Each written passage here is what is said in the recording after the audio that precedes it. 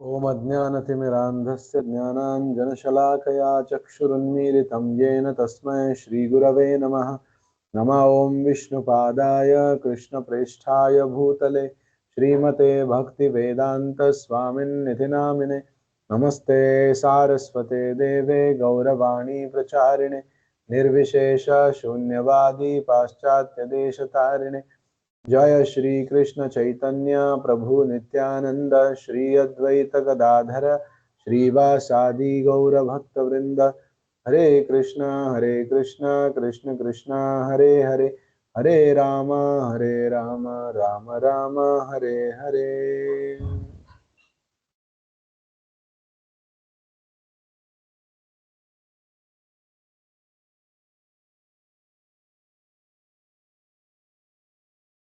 ಪುಸ್ತಕ ಪರಿಪೂರ್ಣ ಪ್ರಶ್ನೆಗಳು ಮತ್ತೆ ಪರಿಪೂರ್ಣ ಉತ್ತರಗಳು.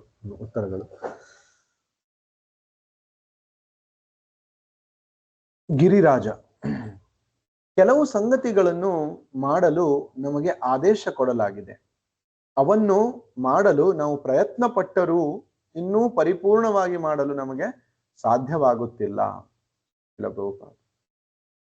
ಅದು ಹೇಗೆ? ನೀವು ಅದನ್ನು ಮಾಡಲು ಪ್ರಯತ್ನಿಸುತ್ತೀರಿ, ಆದರೆ ಮಾಡಲು ಸಾಧ್ಯವಾಗುತ್ತಿಲ್ಲ. ಅದು ಹೇಗೆ? ಗಿರಿರಾಜ, ಏಕಾಗ್ರ ಚಿತ್ತದಿಂದ ಜಪ ಮಾಡುವುದು.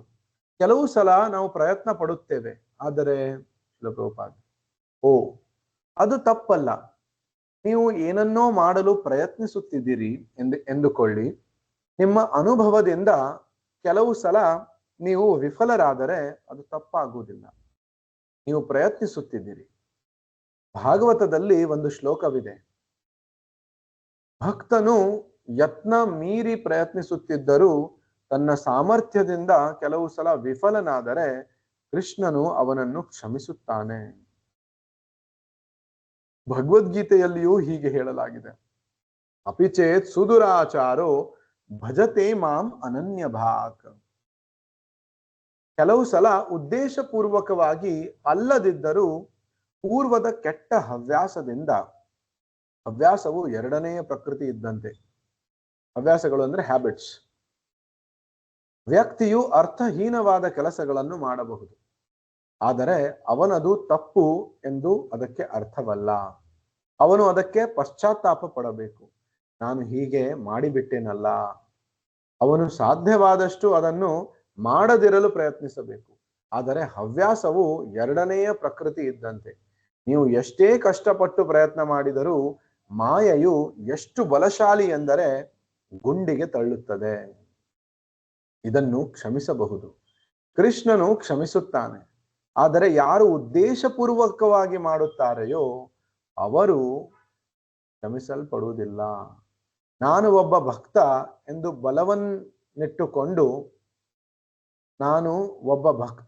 ಬಲವನ್ನಿಟ್ಟುಕೊಂಡು ನಾನು ಕೀರ್ತನೆ ಮಾಡುವುದರಿಂದ ಈ ಎಲ್ಲ ಅನರ್ಥಗಳನ್ನು ಮಾಡಬಹುದು, ಅದು ಪರಿಣಾಮ ಶೂನ್ಯವಾಗುತ್ತದೆ ಎಂದು ಯೋಚಿಸಿದರೆ ಅದು ಅತ್ಯಂತ ದೊಡ್ಡ ಅಪರಾಧವಾಗುತ್ತದೆ.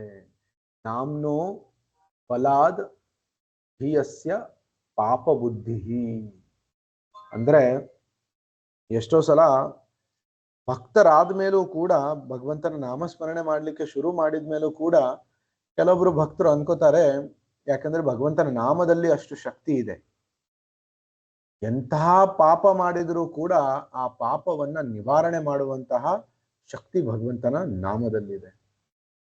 ಭಗವಂತನ ನಾಮದ ಶಕ್ತಿ ಎಷ್ಟು ಅಂದ್ರೆ, ನಮ್ಮ ಭವಿಷ್ಯದಲ್ಲಿ ಎಷ್ಟೋ ಕೋಟಿ ಜನ್ಮ ನಾವು ಪಾಪ ಮಾಡಿದರೂ ಕೂಡ ಅಷ್ಟು ಪಾಪವನ್ನು ನಾಶ ಮಾಡುವಂತಹ ಶಕ್ತಿ ಒಂದು ಭಗವಂತನ ಶುದ್ಧ ನಾಮದಲ್ಲಿದೆ.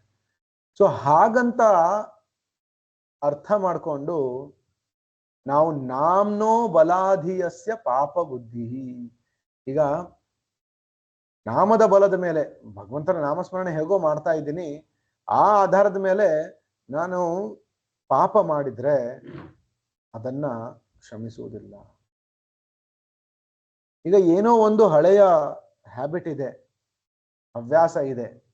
ಸೊ ಆ ಹಳೆಯ ಹ್ಯಾಬಿಟ್ ಅನ್ನ ನಾನು ಕಡಿಮೆ ಮಾಡ್ಲಿಕ್ಕೆ ಪ್ರಯತ್ನ ಮಾಡ್ತಾ ಇದ್ದೀನಿ, ಅದ್ರ ಜೊತೆ ನಾಮಸ್ಮರಣೆ ಮಾಡ್ತಾ ಇದ್ದೀನಿ. ಕೆಲವೊಂದ್ಸಲ ಆ ಹ್ಯಾಬಿಟ್ ಇರೋದ್ರಿಂದ ಮತ್ತೆ ತಪ್ಪಾಗ್ಬಿಡ್ತದೆ. ಆ ರೀತಿ ಆದಾಗ, ಯಾಕಂದ್ರೆ ನೀವು ಪ್ರಯತ್ನ ಮಾಡ್ತಾ ಇದ್ದೀರಾ, ಅದಕ್ಕೋಸ್ಕರ ಕೃಷ್ಣ ಕ್ಷಮಿಸ್ತಾನೆ. ಒಂದ್ ವೇಳೆ ಪ್ರಯತ್ನನೇ ಮಾಡ್ತಿಲ್ಲ, ಉದ್ದೇಶಪೂರ್ವಕವಾಗಿ ನಾನು ಇದು ಮಾಡಬೇಕು, ಇದರಿಂದಾನೇ ನನಗೆ ಆನಂದ ಸಿಗುತ್ತೆ ಅಂತ ಅನ್ಕೊಂಡು ಯಾವ್ದಾದ್ರು ಪಾಪ ಮಾಡ್ತಾ ಇದ್ರೆ ಅದಕ್ಕೆ ಕ್ಷಮೆ ಇಲ್ಲ. ಅಪಿಚೇತ್ ಸುದುರಾಚಾರೋ ಭಜತೆ ಮಾಂ ಅನನ್ಯ ಭಾಗ್ ಸಾಧುರೇವ ಸಮಂತವ್ಯ ಸಮ್ಯಕ್ ವ್ಯವಸಿತೋ ಹಿ ಸಹ. ಅಪಿಚೇತ್ ಸುದುರಾಚಾರೋ, ಕೆಲವೊಂದ್ಸಲ ಭಗವಂತನ ಭಕ್ತರು ಕೂಡ, ಭಗವಂತನ ನಾಮಸ್ಮರಣೆ ಮಾಡುವಂತ ಭಕ್ತರು ಕೂಡ ಏನೋ ಒಂದು ದುರಾಚಾರದಲ್ಲಿ ತೊಡಗಿದ್ದಾರೆ ಅಂತ ಕಂಡು ಬರ್ತದೆ. ಆದ್ರೆ ಪೂರ್ವಕವಾಗಿ ಅವರು ಅಂತಹ ದುರಾಚಾರದಲ್ಲಿ ತೊಡಗಿದ್ರೆ ಅವರಿಗಂತೂ ಭಗವಂತ ಕ್ಷಮಿಸುವುದಿಲ್ಲ. ಆದ್ರೆ ಅವರು ಸತತವಾಗಿ ಪ್ರಯತ್ನ ಮಾಡ್ತಾ ಇರೋದ್ರಿಂದ, ಮತ್ತೆ ಅಲ್ಲಿ ಎಲ್ಲೋ ಸ್ವಲ್ಪ ತಪ್ಪಾದ್ರೆ ಅದಕ್ಕೆ ಪಶ್ಚಾತ್ತಾಪ ಪಡ್ತಾ ಇರೋದ್ರಿಂದ ಭಜತೆ ಮಾಂ ಅನನ್ಯ ಭಾಗ್, ಅವರು ಭಗವಂತನ ಅನನ್ಯ ಭಜನೆ ಮಾಡ್ತಾ ಇರೋದ್ರಿಂದ ಸಾಧುರೇವ ಸಮಂತವ್ಯ, ಅವರನ್ನ ಸಾಧು ಅಂತ, ಭಕ್ತರು ಅಂತಾನೆ ಪರಿಗಣಿಸಬೇಕು.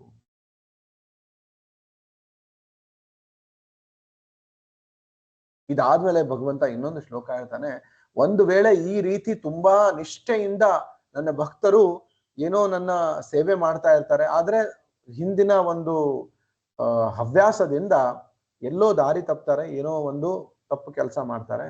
ಆದ್ರೆ ಅವ್ರು ಒಂದು ವೇಳೆ ಏನೋ ತಪ್ಪು ಕೆಲಸ ಮಾಡಿದ್ರು ಕೂಡ, ದಾರಿ ತಪ್ಪಿ ಸ್ವಲ್ಪ ಹೊತ್ತು ಹೋದ್ರೂ ಕೂಡ, ಅದೇ ನೆಕ್ಸ್ಟ್ ಕೆಲವೊಂದು ಸಮಯದಲ್ಲಿ ಜಾಸ್ತಿ ದೀರ್ಘಕಾಲ ಅವರು ತಪ್ಪು ದಾರಿಯಲ್ಲಿ ಇರುವುದಿಲ್ಲ. ಸ್ವಲ್ಪ ಸಮಯದಲ್ಲೇ ಅವರು ಮತ್ತೆ ಮರಳಿ ಕೃಷ್ಣ ಪ್ರಜ್ಞೆಯ ದಾರಿಗೆ ಬಂದ್ಬಿಡ್ತಾರೆ. ಕ್ಷಿಪ್ರಂ ಭವತಿ ಧರ್ಮಾತ್ಮ ಶಾಶ್ವತ್ ಶಾಂತಿಂ ನಿಗಚ್ಚತಿ. ಕ್ಷಿಪ್ರಂ ಭವತಿ ಧರ್ಮಾತ್ಮ, ಒಂದು ವೇಳೆ ಆ ಧರ್ಮದ ಹಾದಿಯನ್ನು ಸ್ವಲ್ಪ ಬಿಟ್ಟು ಹೋದ್ರೂ ಕೂಡ ಮರಳಿ ಕ್ವಿಕ್ಲಿ ಬಂದ್ಬಿಡ್ತಾರೆ. ಯಾಕಂದ್ರೆ ಅಷ್ಟು ಭಗವಂತನ ಭಜನೆಯ, ಭಗವಂತನ ನಾಮಸ್ಮರಣೆಯ ಅಭ್ಯಾಸ ಮಾಡಿದ್ದಾರೆ. ಕ್ಷಿಪ್ರಂ ಅಂದ್ರೆ ವೆರಿ ಕ್ವಿಕ್ಲಿ, ಭವತಿ ಧರ್ಮಾತ್ಮ ಮತ್ತೆ ಧರ್ಮಾತ್ಮ, ಶಾಶ್ವತ್ ಶಾಂತಿಂ ನಿಗಚ್ಚತಿ, ಮತ್ತೆ ಶಾಶ್ವತ ಶಾಂತಿಯನ್ನ ಪಡಿತಾರೆ. ಕೌಂತೇಯ ಪ್ರತಿಜಾನೀಹಿ, ಓ ಕೌಂತೇಯ, ಕುಂತಿಪುತ್ರ ಅರ್ಜುನ, ನೀನು ಇದನ್ನ ಅರ್ಥ ಮಾಡಿಕೋ. ಕೌಂತೇಯ ಪ್ರತಿಜಾನೀಹಿ ನಮೇ ಭಕ್ತ ಪ್ರಣಶ್ಯತಿ, ನನ್ನ ಭಕ್ತ ಯಾವತ್ತೂ ಕೂಡ ಅವನ ನಾಶ ಆಗುವುದಿಲ್ಲ. ಇದು ಕೃಷ್ಣನ ಒಂದು ಪ್ರಾಮಿಸ್ ಭಗವದ್ಗೀತೆಯಲ್ಲಿ.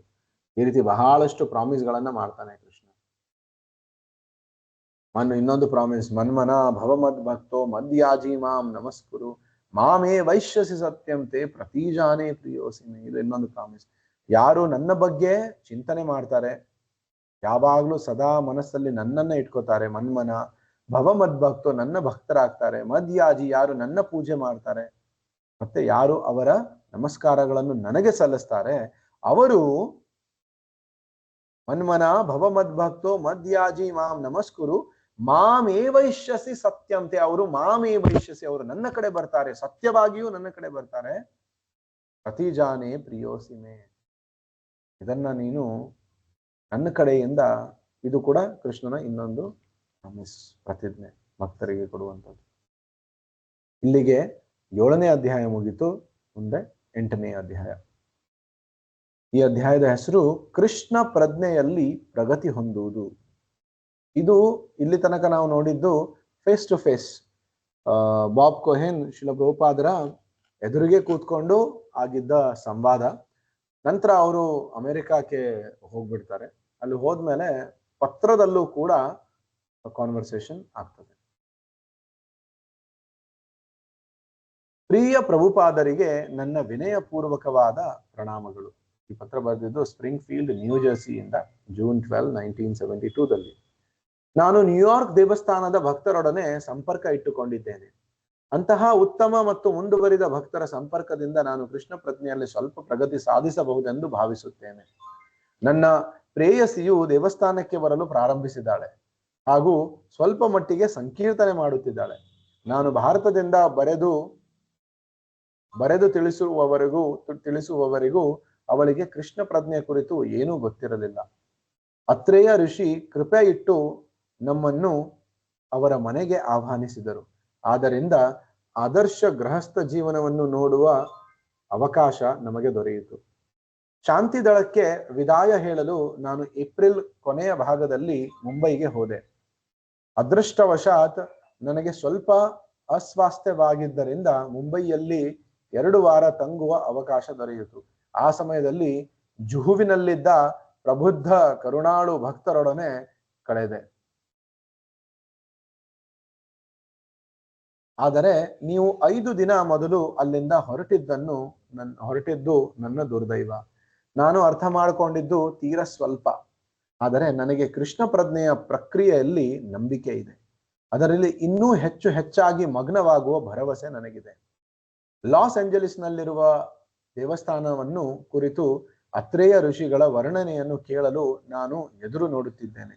ನ್ಯೂಯಾರ್ಕಿನಲ್ಲಿ ಪ್ರತ್ಯಕ್ಷ ಭೇಟಿಯಾಗಿ ನಿಮ್ಮ ಪ್ರವಚನವನ್ನು ಕೇಳುವ ನಿರೀಕ್ಷೆಯಲ್ಲಿದ್ದೇನೆ.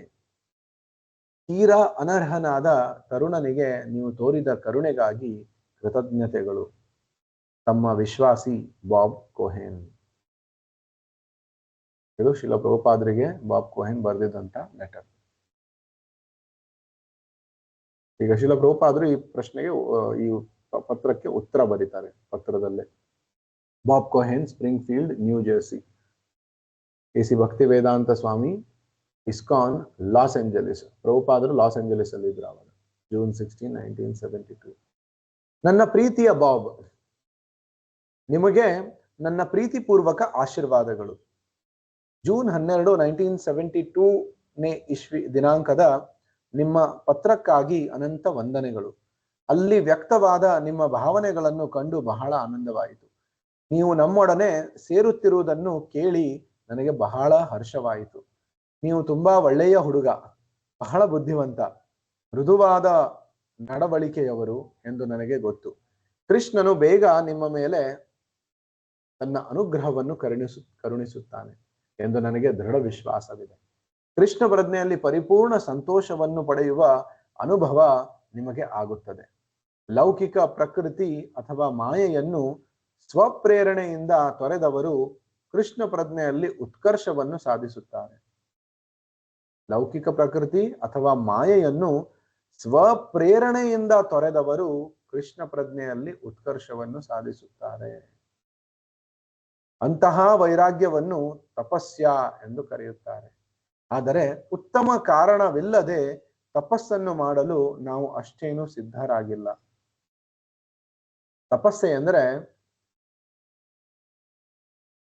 voluntarily taking some pain for the body and mind for the sake of some higher purpose. ನಾವೇ ಸ್ವತಃ ನಮ್ಮ ದೇಹಕ್ಕೆ ಅಥವಾ ನಮ್ಮ ಮನಸ್ಸಿಗೆ ಒಂದು ಅನ್ಕಂಫರ್ಟೇಬಲ್ ಸಿಚುವೇಶನ್ ನ ತಗೊಳ್ಳೋದು, ಆದ್ರೆ ಅದರಿಂದ ಯಾವುದೋ ಒಂದು ಒಳ್ಳೆಯ ಉದ್ದೇಶಕ್ಕಾಗಿ ಅದನ್ನ ಮಾಡಿರ್ಬೇಕು. ಎಷ್ಟೋ ಜನ ತಾನವರು ಕೂಡ ತಪಸ್ಸೆ ಮಾಡ್ತಾರೆ. ಹಿರಣ್ಯಕಶಿಪು ಕೂಡ ತಪಸ್ಸೆ ಮಾಡಿದ. ಆದ್ರೆ ಅವರ ತಪಸ್ಸೆಯ ಉದ್ದೇಶ ಏನಿತ್ತು? ಭಗವಂತನನ್ನೇ ಸಾಯಿಸುವಂತ ಉದ್ದೇಶ ಇತ್ತು. ಎಲ್ಲಾ ಸಾಧುಗಳನ್ನ ಕೊಲ್ಲುವುದು, ಅಧರ್ಮವನ್ನ ಸ್ಥಾಪನೆ ಮಾಡುವುದು, ಇದು ಅವನ ಉದ್ದೇಶ ಇತ್ತು. ಈ ಉದ್ದೇಶಕ್ಕೆ ತಪಸ್ಸೆ ಮಾಡಿದ್ರೆ ಅದರ ಉಪಯೋಗ ಏನೂ ಇಲ್ಲ. ಅದರಿಂದ ಆ ತಪಸ್ಸೆ ಮಾಡಿದವನು ನಾಶ ಹೋಗ್ತಾನೆ, ಮತ್ತೆ ಬೇರೆಯವರಿಗೂ ಕೂಡ ತೊಂದರೆ ಕೊಡ್ತಾನೆ. ತಪಸ್ಸೆ ಅಂದ್ರೆ ವಾಲಂಟರಿಲಿ ಒಂದು ನೋವನ್ನ ತಗೊಳ್ಳೋದು, ಆದ್ರೆ ಅದರಿಂದ ಸಮಾಜಕ್ಕೆ, ನನಗೆ ಒಳ್ಳೇದಾಗುತ್ತೆ. ಅದು ತಪಸ್ಸೆ.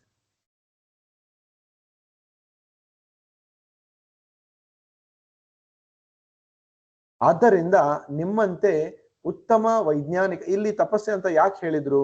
ಯಾಕಂದ್ರೆ ಬಾಬ್ ಕೋಹೆನ್ ಹೇಳ್ತಾ ಇದ್ದಾರೆ, ಕೆಲವೊಂದು ತಿಂಗಳಲ್ಲಿ ಅವನು ಈ ಪೀಸ್ ಕಾರ್ಪ್ಸ್ ಶಾಂತಿ ದಳ ಏನಿದೆ ಅದಕ್ಕೆ ವಿದಾಯ ಹೇಳಿ ಕೃಷ್ಣ ಪ್ರಜ್ಞೆಯ ಆಂದೋಲನಕ್ಕೆ ಸೇರ್ಕೊಳ್ತಾನೆ ಅಂತ.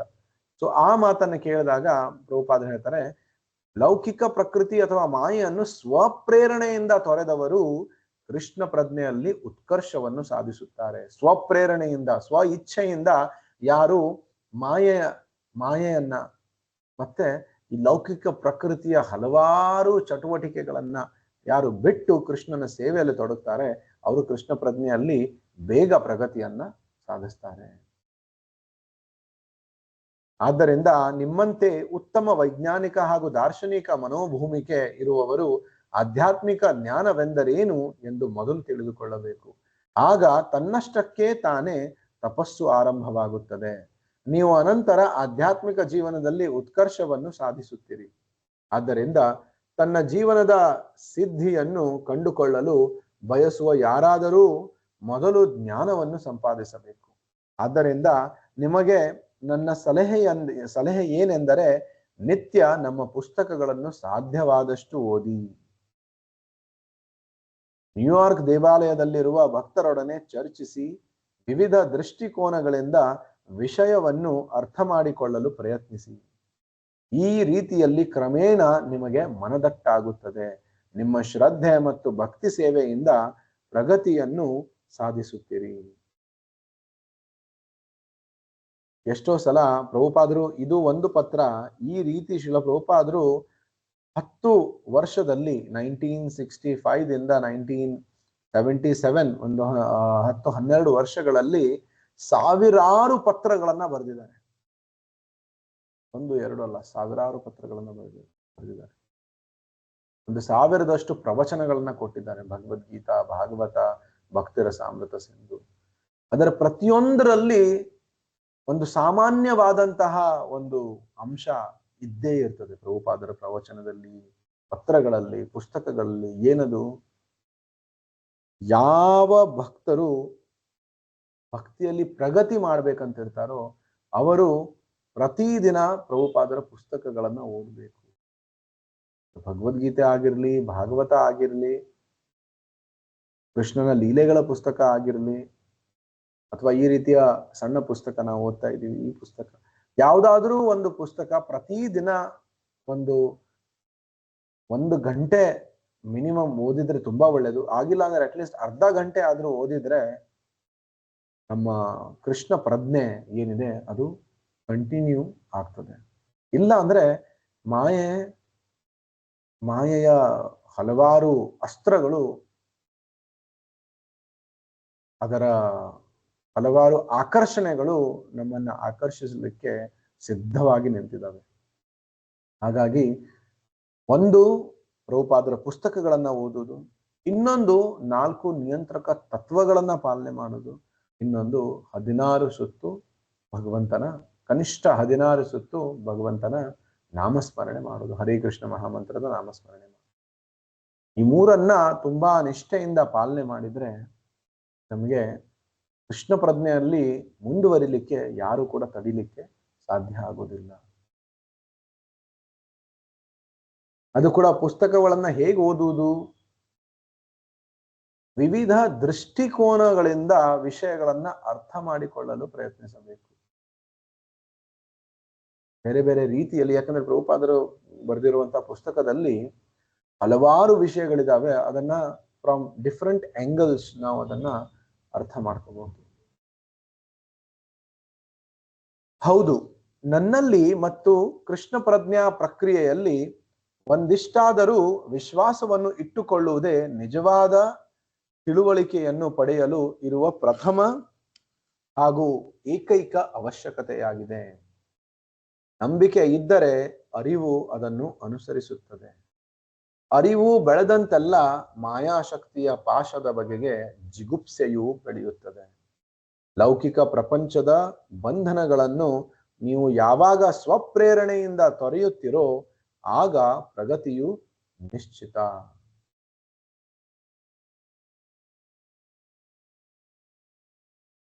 ಕೃಷ್ಣ ಪ್ರಜ್ಞೆಯಲ್ಲಿ ಮತ್ತೆ ಆಚಾರ್ಯರಲ್ಲಿ, ಗುರುಗಳಲ್ಲಿ, ಶಿಲ ಪ್ರಭುಪಾದರಲ್ಲಿ ನಾವು ವಿಶ್ವಾಸವನ್ನ ಇಟ್ಕೊಂಡ್ರೆ ನಮಗೆ ಅದು ಅದರಿಂದ ನಿಜವಾದ ತಿಳುವಳಿಕೆಯನ್ನ ಪಡೆಯಲು ನಮಗೆ ಸಾಧ್ಯ ಆಗ್ತದೆ.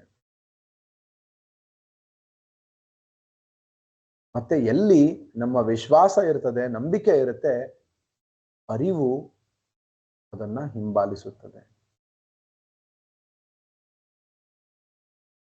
Realisation follows faith. ಎಲ್ಲಿ ಶ್ರದ್ಧೆ, ವಿಶ್ವಾಸ ಇರುತ್ತೋ ಅದರ ಹಿಂದೆ ಸಾಕ್ಷಾತ್ಕಾರ ಬರ್ತದೆ. ಮತ್ತೆ ಹೇಗೆ ನಮಗೆ ಅರಿವು ಮೂಡುತ್ತೋ ಹಾಗೆಯೇ ನಾವು ಮಾಯಾ ಶಕ್ತಿಯಿಂದ, ಮಾಯೆಯ ಪ್ರಭಾವದಿಂದ ದೂರ ಆಗ್ತೀವಿ. ಈ ರೀತಿ ಸ್ವಪ್ರೇರಣೆಯಿಂದ ಯಾವಾಗ ಮಾಯೆಯ ಕೆಲಸಗಳನ್ನ ನಾವು ತೊರೆದು, ಶಿಲ ಪ್ರಭುಪಾದರು ಹೇಳಿದ ಹಾಗೆ ಈ 4 ನಿಯಂತ್ರಕ ತತ್ವಗಳನ್ನ ಪಾಲನೆ ಮಾಡುವುದು, ಭಗವಂತನ ನಾಮಸ್ಮರಣೆ ಸದಾ ಮಾಡುವುದು, ಶಿಲ ಪ್ರಭುಪಾದರ ಪುಸ್ತಕಗಳನ್ನ ಓದುವುದು, ಇದು ಮಾಡಿದ್ರೆ ಕೃಷ್ಣ ಭಕ್ತಿಯಲ್ಲಿ, ಕೃಷ್ಣ ಪ್ರಜ್ಞೆಯಲ್ಲಿ ಪ್ರಗತಿಯು ನಿಶ್ಚಿತ. ಮಾಯಾಪುರದಲ್ಲಿ ನಾವು ನಡೆಸಿದ ಸಂವಾದದ ಧ್ವನಿ ಮುದ್ರಿಕೆಗಳನ್ನು ಈಗಷ್ಟೇ ಬೆರಳಚ್ಚು ಮಾಡುತ್ತಿದ್ದೇವೆ ಎಂದು ತೋರುತ್ತದೆ. ಅವನ್ನೆಲ್ಲ ಸೇರಿಸಿ ಒಂದು ಪುಸ್ತಕದ ರೂಪದಲ್ಲಿ ಪ್ರಕಟಿಸುತ್ತೇವೆ. ಅದನ್ನು ಪರಿಪೂರ್ಣ ಪ್ರಶ್ನೆಗಳು, ಪರಿಪೂರ್ಣ ಉತ್ತರಗಳು ಎಂದು ಕರೆಯುತ್ತೇವೆ. ಶಿಲಪ್ರಭುಪಾದ ಈ ಲೆಟರ್ ಅಲ್ಲಿ ಹೇಳ್ತಾ ಇದ್ದಾರೆ ಬಾಬ್ ಕೋಹೆನ್ ಅವರಿಗೆ. ಅವರು ಕೇಳಿದ ಪ್ರಶ್ನೆಗಳು, ಪ್ರಭುಪಾದರು ಕೊಟ್ಟಿರುವಂತಹ ಉತ್ತರಗಳನ್ನ ಎಲ್ಲ ಒಟ್ಟಿಗೆ ಸೇರಿಸಿ ಅವರು ಒಂದು ಪುಸ್ತಕ ಮಾಡ್ತಾ ಇದ್ದಾರೆ ಅಂತ. ವಿತರಣೆಗೆ ಪುಸ್ತಕಗಳು ಸಿದ್ಧವಾಗುತ್ತಿದ್ದಂತೆಯೇ ನಿಮಗೊಂದು ಪ್ರತಿಯನ್ನು ಕಳಿಸುತ್ತೇನೆ. ಲಂಡನ್ನಿನಲ್ಲಿ ನಡೆಯುವ ರಥಯಾತ್ರಾ ಉತ್ಸವದಲ್ಲಿ ಭಾಗವಹಿಸಲು ಹೋಗುವ ಮಾರ್ಗದಲ್ಲಿ ನಾನು ನ್ಯೂಯಾರ್ಕಿನಲ್ಲಿ 2-3 ದಿನಗಳು ತಂಗುತ್ತೇನೆ. ಆದರೆ ನ್ಯೂಯಾರ್ಕಿಗೆ ಯಾವಾಗ ಬರುತ್ತೇನೆ ಎಂದು ಇನ್ನೂ ಖಚಿತವಾಗಿಲ್ಲ. ಜುಲೈ ತಿಂಗಳ ಮೊದಲ ವಾರದಲ್ಲಿ ಆದಿತು. ಆಗಮನದ ದಿನಾಂಕವನ್ನು ತಿಳಿಯಲು ನೀವು ಬಲಿಮರ್ದನ್ ಅವರ ಸಂಪರ್ಕ ಇಟ್ಟುಕೊಳ್ಳಿ. ನ್ಯೂಯಾರ್ಕಿನಲ್ಲಿ ನಿಮ್ಮನ್ನು ಮತ್ತೊಮ್ಮೆ ಭೇಟಿ ಮಾಡಲು ನನಗೆ ಬಹಳ ಸಂತೋಷವಾಗುತ್ತದೆ. ನಿಮ್ಮಲ್ಲೇನಾದರೂ ಪ್ರಶ್ನೆಗಳು ಇದ್ದರೆ ಮತ್ತೆ ನಾವು ಚರ್ಚೆ ಮಾಡೋಣ. ನೀವು ಆರೋಗ್ಯ ಮತ್ತು ಆನಂದದಿಂದಿದ್ದೀರಿ ಎಂದು ಭಾವಿಸುತ್ತೇನೆ. ಸರ್ವದಾ ನಿಮ್ಮ ಹಿತೈಷಿ AC ಭಕ್ತಿ ವೇದಾಂತ ಸ್ವಾಮಿ. ಇಲ್ಲಿಗೆ 8ನೇ ಅಧ್ಯಾಯ ಕೂಡ ಮುಗಿತು. ಇದು ಒಂದು ಪತ್ರ ಮತ್ತೆ ಅದಕ್ಕೆ ಉತ್ತರ ಪತ್ರ ಇತ್ತು. 9ನೇ ಅಧ್ಯಾಯ ಭವಿಷ್ಯಕ್ಕಾಗಿ ನಿರ್ಧರಿಸುವುದು. ಇದು New York. Srila Prabhupada July 1st week ಅಲ್ಲಿ ಆ ಪತ್ರದಲ್ಲಿ ಹೇಳಿದ ಹಾಗೆ ನ್ಯೂಯಾರ್ಕ್ ಅಲ್ಲಿ ಇದ್ದಾರೆ. ಜುಲೈ 1st ವೀಕ್ ಅಲ್ಲಿ, ಜುಲೈ 4th 1972ದಲ್ಲಿ ನಡೆದಂತ ಸಂವಾದ. ಬಾಬ್, ನೀವು ಕೃಪೆ ಇಟ್ಟು ಬರೆದ ಪತ್ರ ತಲುಪಿದೆ. ಶಿಲ ಪ್ರಭುಪಾದ್, ಓಹೋ ಬಾಬ್, ಸುಮಾರು 1 ವಾರದ ಹಿಂದೆ. ಶಿಲ ಪ್ರಭುಪಾದ್, ಈಗ ನೀವು ಬಹಳ ಬುದ್ಧಿವಂತ ತರುಣರಾದಿರಿ. ಈ ದರ್ಶನ ಶಾಸ್ತ್ರವನ್ನು ಅರ್ಥ ಮಾಡಿಕೊಳ್ಳಲು ನೀವು ಪ್ರಯತ್ನಿಸಬಹುದು. ಇದು ಬಹಳ ಮುಖ್ಯವಾದದ್ದು. ಇಂದ್ರಿಯ ಸಂತುಷ್ಟಿಗಾಗಿ ಜನರು ಎಷ್ಟೊಂದು ಶಕ್ತಿಯನ್ನು ವ್ಯರ್ಥ ಮಾಡುತ್ತಿದ್ದಾರೆ. ಮುಂದಿನ ಜನ್ಮದಲ್ಲಿ ಏನಾಗುತ್ತದೆ ಎಂದು ಅವರಿಗೆ ಅರಿವಿಲ್ಲ. ಪುನರ್ಜನ್ಮವೆನ್ನುವುದು ಇದೆ, ಆದರೆ ಮೂರ್ಖ ಜನರಿಗೆ ಅದರ ಅರಿವಿಲ್ಲ. ಈ ಜನ್ಮವು ಮುಂದಿನ ಜನ್ಮಕ್ಕೆ ನಾವು ನಡೆಸುವ ತಯಾರಿ. ಈ ಜನ್ಮ ಮುಂದಿನ ಜನ್ಮಕ್ಕೆ ನಾವು ನಡೆಸುವ ತಯಾರಿ, ಅದು ಅವರಿಗೆ ಗೊತ್ತಿಲ್ಲ. ಈ ಸರಳ ಜ್ಞಾನದ ವಿಷಯದಲ್ಲಿ ಆಧುನಿಕ ಶಿಕ್ಷಣ ಮತ್ತು ಅದರ ವಿಶ್ವವಿದ್ಯಾಲಯಗಳು ಸಂಪೂರ್ಣ ಅಂಧಕಾರದಲ್ಲಿ ಮುಳುಗಿವೆ. ಈ ವಿಷಯದಲ್ಲಿ ಏನು, ಜನ್ಮ, ಪುನರ್ಜನ್ಮ, ಕರ್ಮ, ಈ ವಿಷಯಗಳಲ್ಲಿ ಈ ಆಧುನಿಕ ಶಿಕ್ಷಣ ಪದ್ಧತಿ, ವಿಶ್ವವಿದ್ಯಾಲಯಗಳು ಇವೆಲ್ಲವೂ ಕೂಡ ಅಂಧಕಾರದಲ್ಲಿದ್ದಾವೆ. ಯಾವ ವಿಶ್ವವಿದ್ಯಾಲಯದಲ್ಲೂ ಕೂಡ ನಿಜವಾದ ಜ್ಞಾನ, ಎಲ್ಲಾ ಕಷ್ಟಗಳಿಂದ, ಜನ್ಮ ಮೃತ್ಯುವಿನ ಚಕ್ರದಿಂದ ಹೇಗೆ ಪಾರಾಗುವುದು, ಆ ಜ್ಞಾನವನ್ನ ಯಾವ ವಿಶ್ವವಿದ್ಯಾಲಯದಲ್ಲೂ ಕೊಡುವುದು. ಆತ್ಮಜ್ಞಾನವನ್ನ, ಆತ್ಮ ಸಾಕ್ಷಾತ್ಕಾರದ ಜ್ಞಾನವನ್ನ ಯಾವ ವಿಶ್ವವಿದ್ಯಾಲಯದಲ್ಲೂ ಕೊಡುವುದಿಲ್ಲ.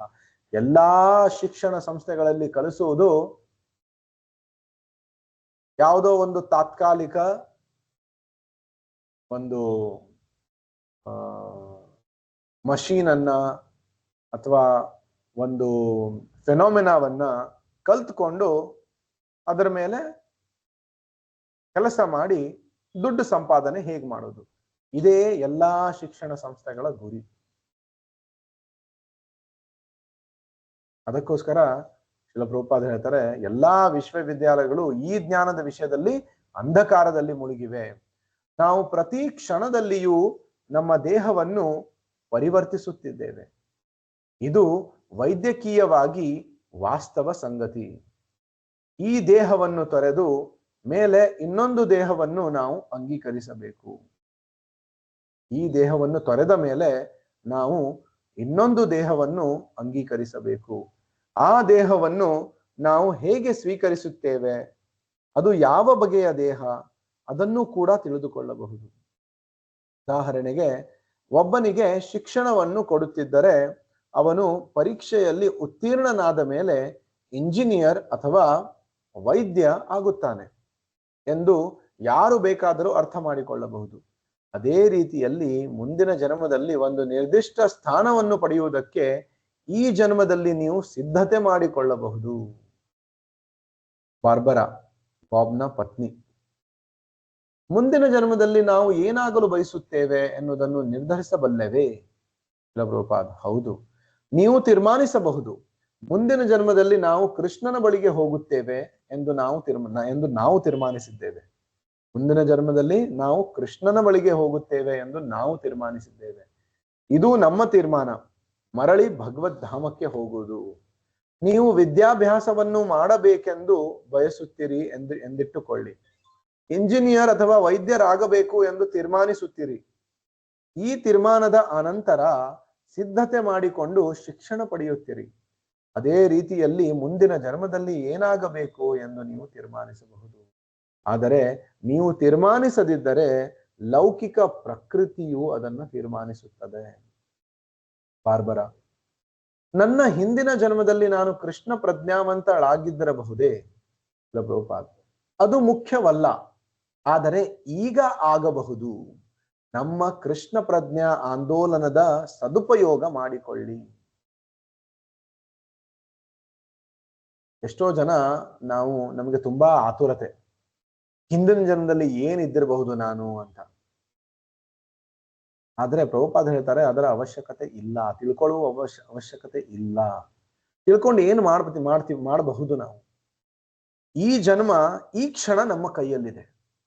ಈ ಜನ್ಮದಲ್ಲಿ ಈ ಕ್ಷಣದಲ್ಲಿ ನಾವು ಕೃಷ್ಣ ಪ್ರಜ್ಞಾವಂತರಾಗಬಹುದು.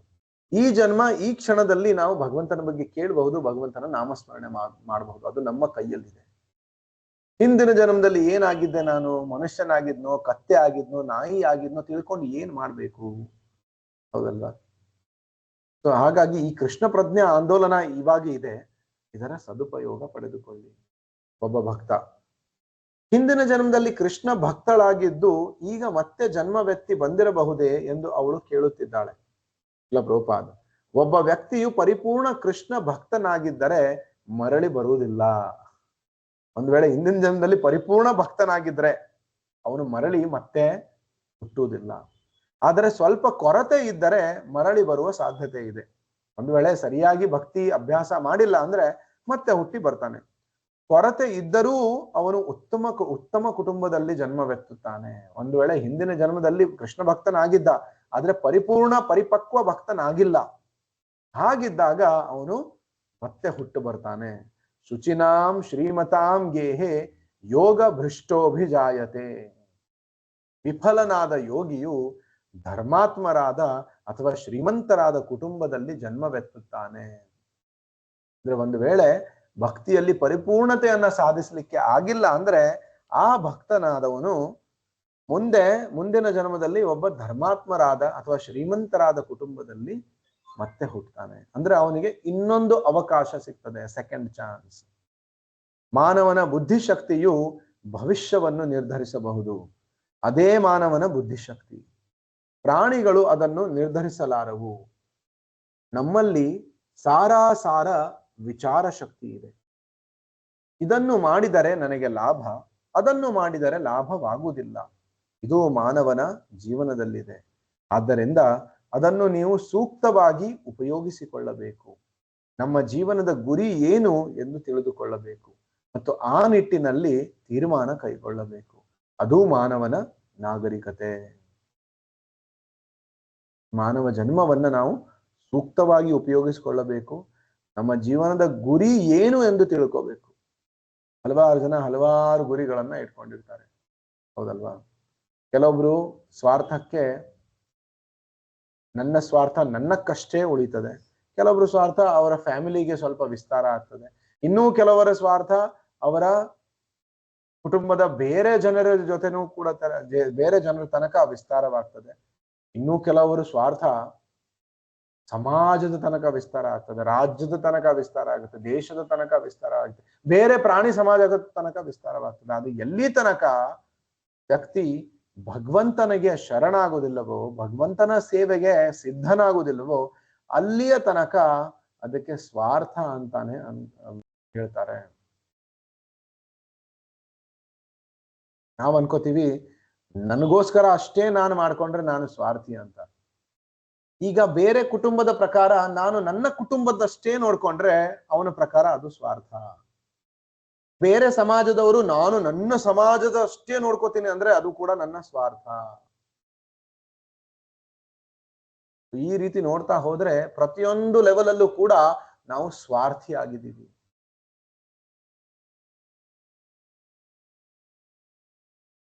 ಹುಟ್ಟಿದರೆ ಕನ್ನಡ ನಾಡಲ್ಲಿ ಹುಟ್ಟಬೇಕು, ನಾನು ಕನ್ನಡ ಜನರನ್ನ ನಾನು ಕನ್ನಡಾಭಿಮಾನಿ. ಹೌದು, ಒಳ್ಳೆಯದು. ಅಂದ್ರೆ ಬೇರೆ ರಾಜ್ಯದವರಿಗೆ ಅವರ ರಾಜ್ಯದ ಅಭಿಮಾನ ಇದೆ, ಅದ್ರ ಬಗ್ಗೆ ಏನ್ ಹೇಳ್ತೀರಾ? ಐ ಆಮ್ ಇಂಡಿಯನ್, ಭಾರತ್ ಮಾತಾ ಕಿ ಜೈ ಅಂತ ಹೇಳ್ತೀವಿ. ಆದ್ರೆ ಪಾಕಿಸ್ತಾನದವರು ಪಾಕಿಸ್ತಾನ್ ಕಿ ಜೈ ಅಂತಾರೆ. ಹಾಗಾಗಿ ಪ್ರತಿಯೊಂದು ಹಂತದಲ್ಲೂ ಕೂಡ ನಾವು ಸ್ವಾರ್ಥಿ ಆಗಿದ್ದೀವಿ.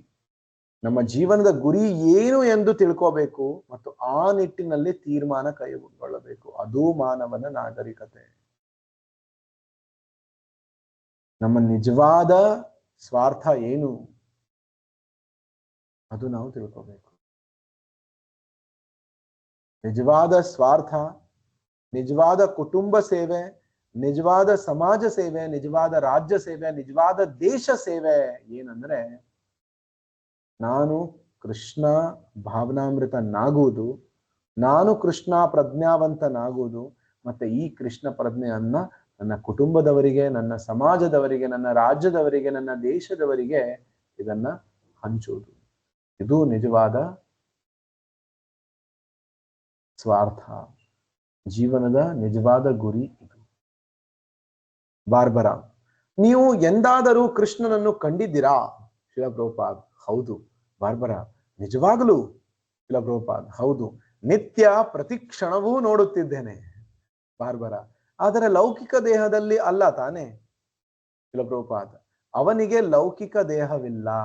ಬಾರ್ಬರಾ, ಇಲ್ಲಿ ದೇವಾಲಯದಲ್ಲಿ ಕೃಷ್ಣನ ಚಿತ್ರಗಳಿದೆ. ಶ್ರೀಲ ಪ್ರಭುಪಾದ್, ಅದು ಲೌಕಿಕ ದೇಹವಲ್ಲ. ನೀವು ಲೌಕಿಕವಾಗಿ ಕಾಣುತ್ತಿದ್ದೀರಿ, ಏಕೆಂದರೆ ನಿಮಗೆ ಲೌಕಿಕ ಕಣ್ಣುಗಳಿವೆ. ನಿಮಗೆ ಲೌಕಿಕ ಕಣ್ಣುಗಳಿರುವುದರಿಂದ ನೀವು ದೈವಿಕ ರೂಪವನ್ನು ಕಾಣಲಾರಿರಿ.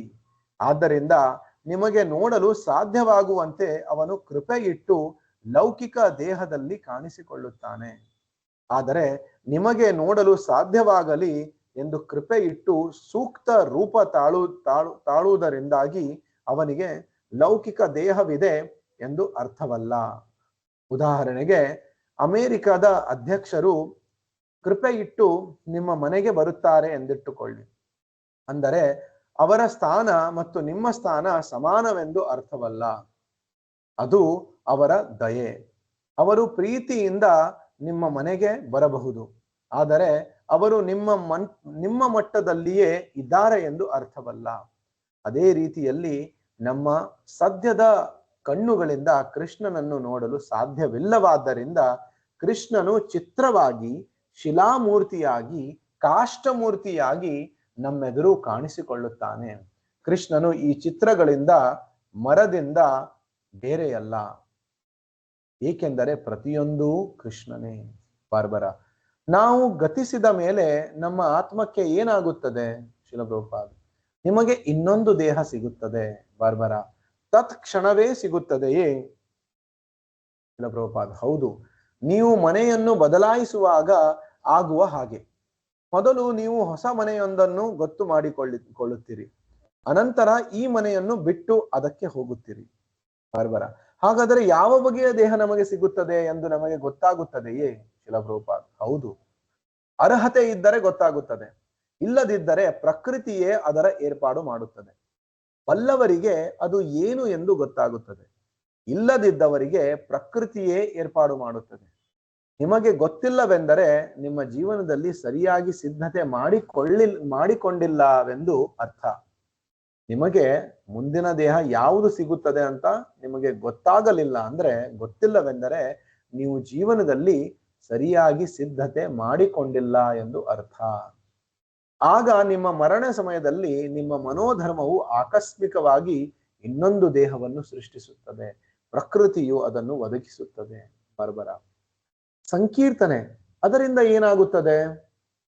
ಇಲ್ಲ ಪ್ರಭುಪಾದ, ಅದನ್ನು ನೀವು ಈ ತರುಣರ ಬಳಿ ಕೇಳಿ. ಭಕ್ತರು ಅವರು ವಿವರಿಸುತ್ತಾರೆ.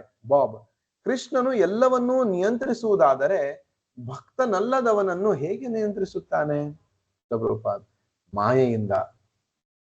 ಸರ್ಕಾರವು ಎಲ್ಲವನ್ನೂ ನಿಯಂತ್ರಿಸುವ ಹಾಗೆ ರಾಜನ ಇಲಾಖೆಗಳು ರಾಜ್ಯವನ್ನು ನಿಯಂತ್ರಿಸುತ್ತವೆ. ಬಾಬ್, ಕೃಷ್ಣನು ಭಕ್ತನನ್ನು ಹೇಗೆ ನಿಯಂತ್ರಿಸುತ್ತಾನೆ? ಪ್ರಭುಪಾದ, ನಿಮ್ಮ ಪ್ರೀತಿ ಪಾತ್ರರನ್ನು ನೀವು ನಿಯಂತ್ರಿಸುವ ಹಾಗೆ. ಉದಾಹರಣೆಗೆ, ನಿಮಗೊಂದು ಮುದ್ದಿನ ಮಗುವಿದ್ದರೆ ಅವನ ಒಳಿತಿಗಾಗಿಯೇ ನೀವು ಅವನನ್ನು ನಿಯಂತ್ರಿಸುತ್ತೀರಿ. ಅವನು ಬೆಂಕಿಯನ್ನು ಮುಟ್ಟಲು ಹೋದರೆ ಕೂಡಲೇ ನೀವು ಬೇಡ ಮಗು, ಅದನ್ನು ಮುಟ್ಟಬೇಡ ಎಂದು ಹೇಳುತ್ತೀರಿ. ಹೀಗೆ ಕೃಷ್ಣ ಪ್ರಜ್ಞಾವಂತನಾದ ವ್ಯಕ್ತಿಯು ಒಬ್ಬ ಭಕ್ತನು ಎಂದೂ ದಾರಿ ತಪ್ಪುವುದಿಲ್ಲ. ಏಕೆಂದರೆ ಕೃಷ್ಣನು ಸದಾ ಅವನಿಗೆ ಮಾರ್ಗದರ್ಶನ ನೀಡುತ್ತಿರುತ್ತಾನೆ. ಕೃಷ್ಣ ಪ್ರಜ್ಞೆಯಲ್ಲಿ ಇಲ್ಲದವರು ಮಾಯೆಯ ವಶದಲ್ಲಿ ಇರುತ್ತಾರೆ. ನೀವು ನೋಡಿರುವಂತೆ ಮಾಯೆಯು ತನ್ನ ಪ್ರಭಾವವನ್ನು ಬೀರುತ್ತಾಳೆ. ಬಾಬ್, ನಾವು ಹುಟ್ಟಿದಾಗಲೇ ನಾವು ಸಾಯುವ ದಿನ ನಿಶ್ಚಿತವಾಗಿರುತ್ತದೆಯೇ? ಇಲ್ಲ ಪ್ರಭುಪಾದ್, ಏನು? ಬಾಬ್, ನಾವು ಹುಟ್ಟುವುದಕ್ಕೆ ಮುಂಚೆಯೇ ನಾವು ಸಾಯುವ ಸಮಯ, ಇತರರು ಸಾಯುವ ಸಮಯ ನಿಶ್ಚಿತವಾಗಿರುತ್ತದೆಯೇ? ನಾನು ಹುಟ್ಟಿದಾಗಲೇ ನನ್ನ ಆಯುಷ್ಯ ನಿಗದಿತವಾಗಿರುತ್ತದೆಯೇ? ಪ್ರಭುಪಾದ್, ಹೌದು. ಒಬ್ಬ ಭಕ್ತರು ಅದನ್ನು ಬದಲಾಯಿಸಲು ಸಾಧ್ಯವಿಲ್ಲವೇ? ಪ್ರಭುಪಾದ್, ಇಲ್ಲ. ವ್ಯಕ್ತಿಯು ಅದನ್ನು ಬದಲಾಯಿಸಲು ಸಾಧ್ಯವಿಲ್ಲ, ಆದರೆ ಕೃಷ್ಣ ಬದಲಾಯಿಸಬಲ್ಲ. ಭಕ್ತರು, ಅವನು ಆತ್ಮಹತ್ಯೆ ಮಾಡಿಕೊಂಡರೆ ಅದು ಕೂಡ ಪೂರ್ವ ನಿಶ್ಚಿತವೇ? ಶಿಲಪ್ರಭುಪಾದ್, ಅದು ಇರುವುದಿಲ್ಲ. ನಿಮಗೆ ಸ್ವಲ್ಪ ಸ್ವಾತಂತ್ರ್ಯವಿರುವುದರಿಂದ ಅದನ್ನು ನೀವು ಮಾಡಬಹುದು. ಆತ್ಮಹತ್ಯೆ ಮಾಡಿಕೊಳ್ಳುವುದು ಸಹಜ ಕ್ರಿಯೆಯಲ್ಲ, ಅದು ಅಸಹಜವಾದದ್ದು. ಹೀಗೆ ನಮಗೆ ಸ್ವಾತಂತ್ರ್ಯವಿರುವುದರಿಂದ ನಾವು ಸಹಜತೆಯಿಂದ ಅಸಹಜತೆಯ ಕಡೆಗೆ ಹೋಗಬಹುದು. ಬಂದಿಯು ಸೆರೆಮನೆಯಿಂದ ಸಹಜವಾಗಿ ಹೊರಗೆ ಹೋಗಲಾಗುವುದಿಲ್ಲ, ಆದರೆ ಹೇಗೋ ಅವನು ಏರ್ಪಾಡು ಮಾಡಿಕೊಂಡು ಗೋಡೆ ಹಾರಿ ಹೊರಗೆ ಹೋಗುತ್ತಾನೆ. ಆಗ ಅವನು ಮತ್ತಷ್ಟು ಶಿಕ್ಷೆಗೆ ಗುರಿಯಾಗುವ ಅಪರಾಧಿಯಾಗುತ್ತಾನೆ. ಬಂದಿಯು ಸೆರೆಮನೆಯಿಂದ ಹೊರಗೆ ಹೋಗಲು ಸಾಧ್ಯವಿಲ್ಲ ಎನ್ನುವುದು ಸಹಜ, ಆದರೆ ಹೇಗೋ ಮಾಡಿ ತಪ್ಪಿಸಿಕೊಂಡು ಹೋಗಲು ಸಮರ್ಥನಾದರೆ ಅವನು ಮತ್ತೆ ಅಪರಾಧಿಯಾಗುತ್ತಾನೆ. ಅವನನ್ನು ಮತ್ತೆ ಸೆರೆ ಹಿಡಿಯುತ್ತಾರೆ. ಅವನ ಸೆರೆಮನೆ ವಾಸದ ಅವಧಿ ಹೆಚ್ಚಾಗುತ್ತದೆ ಅಥವಾ ಅವನ ಶಿಕ್ಷೆ ಹೆಚ್ಚಾಗುತ್ತದೆ. ಆದ್ದರಿಂದ ನಾವು ವಿಧಿಯನ್ನು ಸಹಜವಾಗಿ ಉಲ್ಲಂಘಿಸಲಾಗುವುದಿಲ್ಲ. ಒಂದು ಪಕ್ಷ ಉಲ್ಲಂಘಿಸಿದರೆ ದುಃಖವನ್ನು ಅನುಭವಿಸಬೇಕಾಗುತ್ತದೆ. ಆದರೆ ನಾವು ಕೃಷ್ಣ ಪ್ರಜ್ಞಾವಂತರಾದಾಗ ನಮ್ಮ ವಿಧಿಯನ್ನು ಬದಲಾಯಿಸಬಹುದು. ಅದನ್ನು ನಾವು ಮಾಡುವುದಿಲ್ಲ, ಕೃಷ್ಣ ಮಾಡುತ್ತಾನೆ. ಅಹಂ ತ್ವಾಂ ಸರ್ವ ಪಾಪೇಭ್ಯೋ ಮೋಕ್ಷಯಿಷ್ಯಾಮಿ, ನಾನು ನಿನಗೆ ರಕ್ಷಣೆ ಕೊಡುತ್ತೇನೆ ಎಂದು ಕೃಷ್ಣ ಹೇಳುತ್ತಾನೆ. ನನ್ನ ರಕ್ಷಣೆಗಾಗಿ ಆ ಬದಲಾವಣೆಯಾಗುತ್ತದೆ. ಇಲ್ಲಿಗೆ ಮುಕ್ತಾಯಿಸೋಣ. ಮುಂದಿನ ರೀಡಿಂಗ್ ಸೆಷನ್ ಅಲ್ಲಿ ಮುಂದುವರಿಸೋಣ. ವಿಶ್ವಗುರು ಶಿಲ ಪ್ರಭುಪಾದ ಕೀ ಜೈ. ನಿತಾಯ್ ಗೌರ್ ಪ್ರೇಮಾನಂದೇ. ಹರಿ ಹರಿ ಬೋಲ್. Thank you. ಹರೇ ಕೃಷ್ಣ.